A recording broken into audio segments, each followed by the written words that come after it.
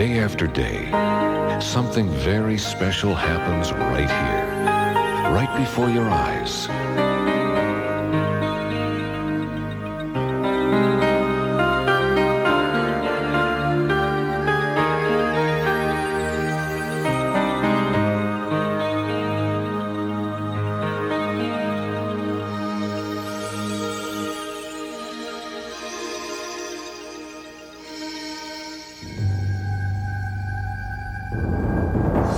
Every day, a uniquely Canadian television network takes to the air.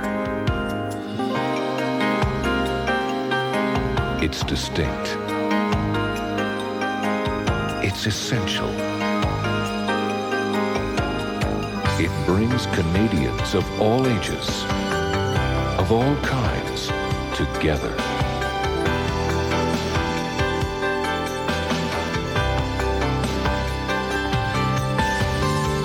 You are at its heart.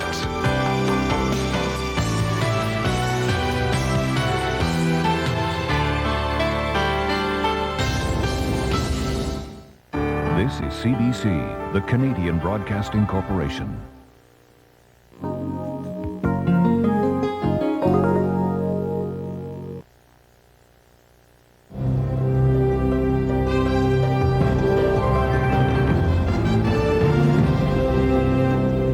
The man blamed for bankrupting Britain's oldest bank is being held by police in Germany.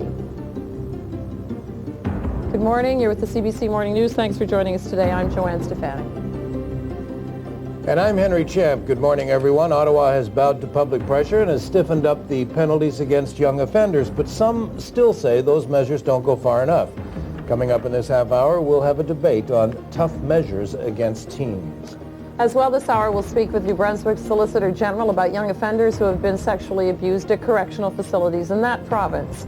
In the wake of an inquiry into abuse at the Kingsclear facility, there are fresh allegations of abuse at two other centres. Our business editor, Patrick Bolland, will be by with an early look at the markets, and Geordie Morgan has weather forecasts and sports reports. But first of all, our top news story this hour, the financial trader blamed for destroying one of Britain's oldest investment banks is in custody today in Germany. Nick Leeson was detained in Frankfurt early this morning, a week after he and his wife disappeared from their home in Singapore. More now from Cindy Kennard of CBS News. German police were waiting for Nicholas Leeson and his wife as they arrived on a flight from Brunei. The billion-dollar rogue trader had been on the run since last Thursday, just before word his disastrous deals brought down Barings, Britain's oldest investment bank. Und zwar diese beiden Bilder hier. The couple paid $1,000 in cash for their plane tickets after flying from a resort in Malaysia. They told police they just wanted to go home to England. Leeson is accused of losing hundreds of millions of Baring Bank dollars through bad bets on the so-called derivatives market. Through his high-flying life, Leeson lived in luxury, a lavish condo, a boat at his disposal in Singapore. There is still confusion over whether Leeson is the only one to blame. Barings apparently transferred large amounts of cash to cover Leeson's deals, and Leeson has told friends he was just the fall guy. An announcement about the future of the bank is expected soon, with reports it will be sold off in parts. Investigators in London want Leeson brought back to England, where he was last heard from in a letter to the Barings chairman. He signed off saying, "I'm sorry." Cindy Kennard, CBS News, London. The last UN peacekeepers are pulling out of Somalia today, with only U.S. and Italian Marines left to provide cover. Yesterday, a U.S. Marine shot and killed a Somali who fired a grenade near American positions. But today, no reports of any violence, as 1,500 Pakistani peacekeepers and dozens of tanks left Mogadishu by ship. The commander of the American force says the pullout could be completed today, less than 3 days after it began.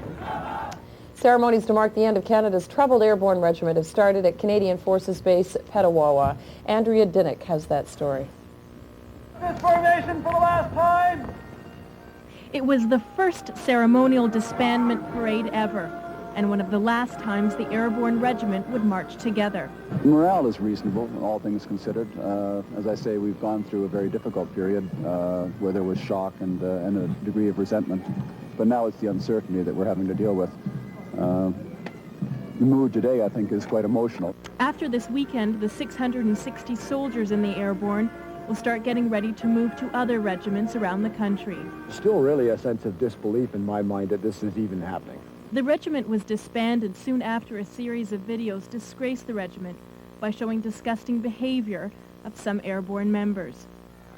The regiment's final breakup will be on Saturday, which is ironically the second anniversary of the shooting death of a Somali teenager, another reason why the airborne was disbanded. A public inquiry is planned to look into the behavior of the Canadian Airborne Regiment. Andrea Dinnick, CBC News. A new opinion poll suggests the federal government has done nothing to dent the government's popularity. In fact, the Angus Reid poll shows support for the Liberals has actually increased since Monday's budget, even though many people believe it would leave them worse off. Angus Reid phoned more than 1,000 people Tuesday night to get their views on the government and its budget. 63% of those surveyed said they still support the government. That's 5% higher than a poll on party standings earlier this month. As for the budget, 42% said the pace of the government's deficit reduction plan was just about right. 41% said the government is moving too slowly, while only 10% said it's moving too fast. And the province of Ontario is facing more bad economic news today in the wake of the federal